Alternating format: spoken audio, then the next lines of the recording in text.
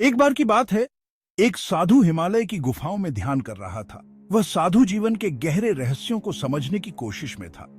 एक दिन ध्यान के दौरान उसे ईश्वर का साक्षात्कार हुआ। साधु ने ईश्वर से पूछा, हे प्रभु, मुझे यह बताइए कि जीवन का असली अर्थ क्या है। हम इस संसार में क्यों आते हैं और किस उद्देश्य से जीते हैं। ईश्वर मुस्कुराए और बोले, पुत्र, जीवन का अर्थ केवल खोजने में नहीं, जीने में है। जीवन को पूरी तरह से समझने के लिए तुम्हें उसे जीना होगा, महसूस करना होगा। साधु ने फिर पूछा, तो क्या हमें कष्ट और दुख सहने के लिए ही इस संसार में भेजा गया है। ईश्वर ने उत्तर दिया, दुख और कष्ट जीवन का हिस्सा है, लेकिन वे तुम्हें मजबूत बनाते हैं। जैसे सोना आग में तपकर शुद्ध होता है, वैसे ही इंसान भी दुखों से तपकर पवित्र बनता है। जब तुम कष्टों को स्वीकार करोगे और उनसे कुछ सीखोगे, तभी तुम सच्चे अर्थों में जीवन का आनंद ले पाओगे। साधु ने विनम्रता से पूछा, तो फिर हमें क्या करना चाहिए हे प्रभु।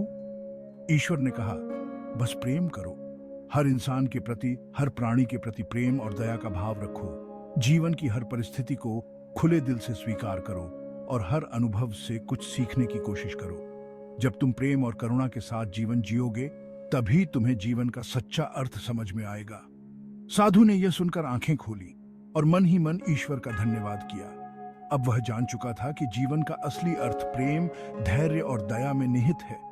इस कहानी से हमें यह सीख मिलती है कि जीवन को समझने के लिए उसे पूरी श्रद्धा, प्रेम और समर्पण के साथ जीना चाहिए। दुख और सुख दोनों को स्वीकार करते हुए हमें हर अनुभव से कुछ न कुछ सीखना चाहिए। यही जीवन की सच्ची साधना है। ये